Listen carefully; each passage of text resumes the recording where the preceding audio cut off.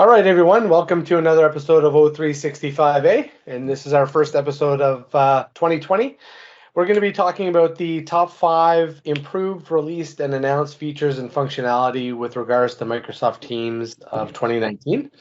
And we're also going to be talking about what we hope for as far as the top 5 features and functionality to be coming to us in 2020, and what we hope that will be developed and deployed for us. So, Dino, why don't you lead us off with the improved functionality? Right on.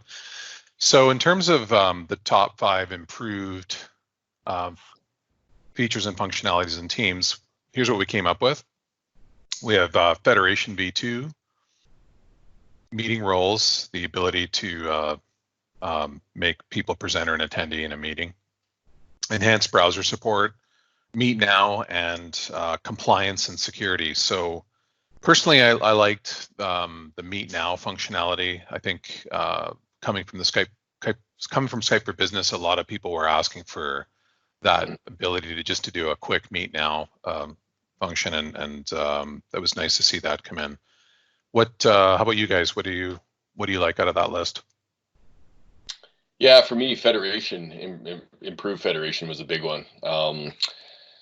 Unlike a lot of other users, you have a lot of federated contacts, and of course, you couldn't share your screen in a federated chat. So you could always escalate to a meeting. That was the workaround. But now with the next gen Federation, you can actually screen share. You get more feature capability or feature parity with like an internal chat experience. So that's great. That's probably one of my. Yeah, I would concur as a consultant myself. My list is primarily federated contacts, so it was pretty good. I mean, I like the improved, sending links experience and stuff like that. But one other one that I like as well is the meeting roles, like the presenter attendee capabilities. I like that because we had that obviously in Skype for Business to be able to manage a meeting from that perspective, and I'm hoping that they will continue to improve that along the lines as well to bring some additional functionality that we previously had. So that was pretty cool. Yeah, and for me, the compliance and security improvements over 2019, so things like advanced threat protection, sensitivity labels, data loss prevention, especially when you start digging deep into the Teams side of Teams, those have been pretty critical for rollout and lifecycle management of the data that's being generated in these hubs.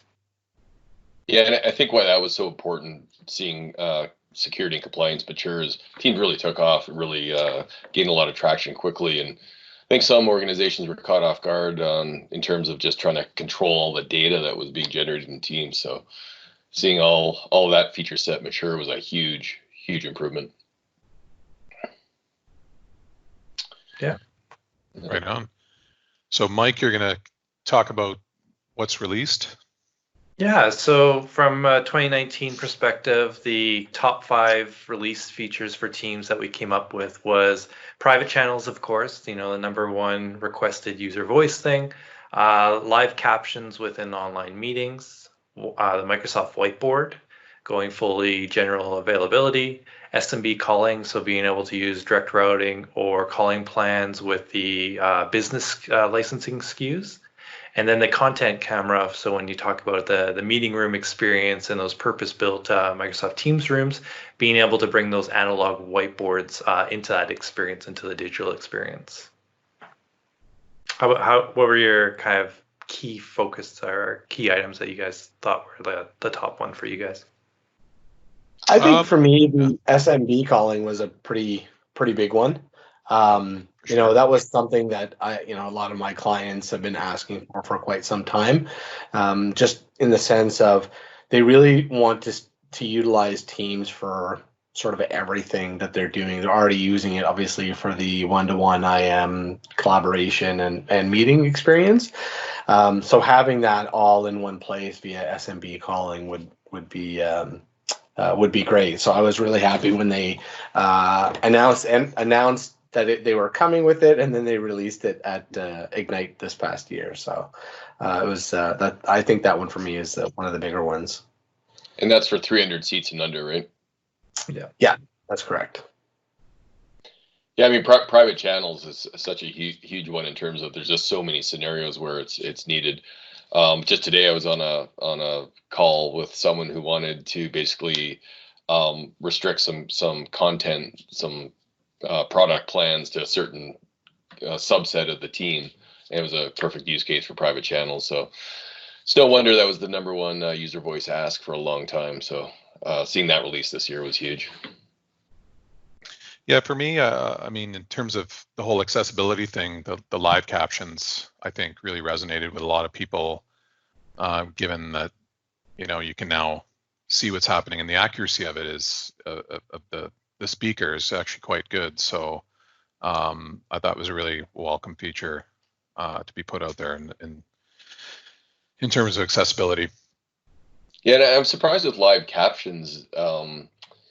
To the number of use cases for it. If you can't consume the audio, or if you're having a hard time hearing someone, just having that live caption is great. So yeah, for me, the Microsoft Whiteboard was kind of my top feature. I love using that within Teams, on all in the browser, on the desktop. I want the Android app, so hopefully that comes soon. But kind of moving into what was announced for Microsoft Teams in 2019. Hab, do you want to cover that? Yeah, so I think a lot of these were announced at Ignite last year, right? So we have the direct guest join with Cisco and Zoom and Teams, multi-window task application, so amalgamating all the different locations with regards to your tasks. Outlook integration, being able to share between Outlook and Teams, and providing a custom background, right? Being able to set your own background. So those are some of the big announcements that were there last year. What do you guys think? What do you feel is your favorite one? I like them all. I think they're all really good, but which one sort of speaks out to you? For me, the direct guest join and Cisco announcement was pretty big, given I work with a couple of customers that this directly impacts, and I know that their feedback on that was quite positive. So, I mean, it remains to be seen what it's going to look like, but certainly created a bit of a ripple for sure. Having recently reorganized my life with Microsoft To Do, that tasks app I'm really looking forward to. And as Michael pointed out before the call, that's not just integration with Microsoft To Do, but that'll be bringing all your Outlook tasks, planner tasks, and Microsoft To Do, consolidating them inside of Teams. And we look at the Teams vision of being this unified hub of actually getting stuff done. I think that just that's a necessary step to make this like a true productivity app. So really looking forward to that. And I'm going to cheat a little. I want the multi-window support, so I can pop out a meeting and be navigating my tasks in my tasks app within Teams. So, or when you're in a meeting, just be able to respond to people and have chats while paying attention people, to the meeting. Yeah, assign people buckets within Planner, and yeah. Well, not just that. You think about the use case for it is, let's say you're chatting with me, you're asking me a question, and I have to go to somewhere within Teams to find that information. I have to sort of now flip back and forth in between my Teams window. Right now, I can actually pop the chat out, go and find the stuff, and not lose that conversation with you, right? So, I mean, I have to go back to it, but it's that's one of the use cases that I like about it. And the Outlook integration, that one is pretty cool. I mean, previously it was a bit cumbersome to have to forward an email to a channel or a team. And that's only if you knew what the email address is of the channel, and only if it was enabled in the Teams admin center. So there's a lot of like what if scenarios to make that work. So this is really nice that it's sort of in place.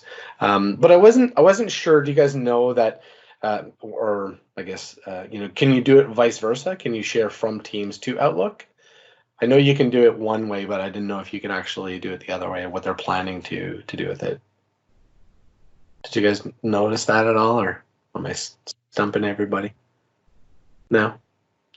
I think it was on the demo. I think the demo showed it. Yeah, I'm pretty sure that was announced going from Teams into Outlook. I just can't remember what the feature looks like. So okay, yeah, I wasn't sure. I was just wanted to ask. So I knew that we could do it the one way, Outlook to Teams, but I didn't know if we could do Teams to Outlook. So that will be something to look out for if that's available as well. And then Kurt, why don't you tell us about what you hope for in 2020? The Teams shopping list for 2020. Bring it.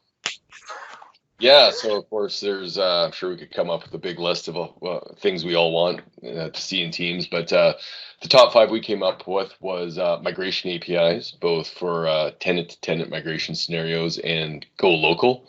That's where you want to move your Teams data from one geo data center to another, usually closer to where your company's headquartered.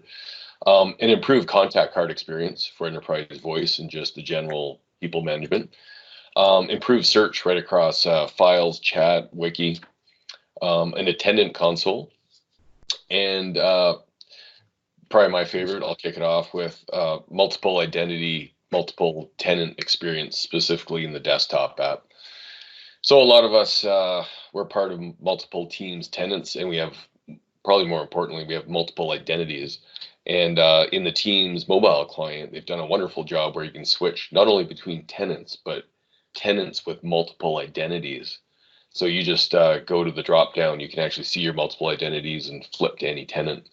That'll be huge once that comes to the desktop. And then, as more people use Teams with multiple identities, just the overall experience of managing like notifications, calls. I think a lot of people are really hoping that there's a nice streamlined experience for that. How about you guys? What are you looking forward to? Yeah, for me, I think the contact cards is a huge one for enterprise voice. So having multiple numbers displayed on the contact card, similar to what we saw in Skype for Business World. But I think going forward, the tenant migration stuff. So when you're dealing with mergers and acquisitions and large organizations, and maybe tenants have been spun up a long time ago, being able to move to those geolocals, I think that's going to be critical, especially for backups and dealing with that data. Yeah, I think I would agree with like the tenant migration API one is big with me as well. Because as Michael said, there's going to be a lot of mergers and acquisitions, and people just want to sort of amalgamate even their own company structure and stuff like that, or maybe even move everything to like a new tenant kind of deal. So that would be pretty big. And then I think just APIs in general, right? Like just in general from like the the calling and the presence and the contact center. I know that those were announced, but I mean it'd be nice to, once they come out, there'll be obviously some improvements to those, so that whether you're a third-party company, you can take those and build those applications just like the tenant migration API functionality. Yeah, for sure. The tenant experience is a big one for me, but probably that edging it out is the improved search. Like there's times when I'm trying to search for certain items and you just don't get the hits you're looking for, and I think that's going to be a real welcome improvement. Is being able to just nail those searches and just getting the content you were looking for. You might have recall a conversation you had a month ago, and it can be quite difficult to find those today. But hopefully that will be much improved in the future. And just a reminder for our viewers too, if there's stuff you're hoping for or you want in Microsoft Teams, you can always go to User Voice. Just do a search on Microsoft Teams User Voice, and that's a whole forum where you can submit what you want to see in Teams, and then it's a voting system, and the Microsoft Teams product group really pays attention to that when they plan the product.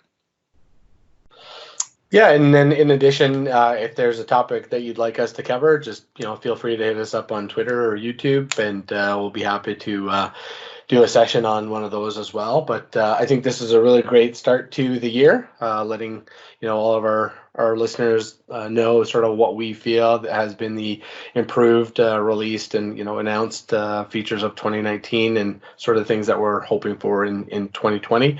Obviously, want to wish everybody a happy New Year and happy 2020. Wishing everybody the best this year, and looking forward to coming out with a lot of new episodes bi-weekly every Tuesday. So catch us on Twitter or LinkedIn or on YouTube. Subscribe there so you can get the latest episode. So thanks everybody for listening in, and we'll catch you on the next episode. Thanks. See you, everybody.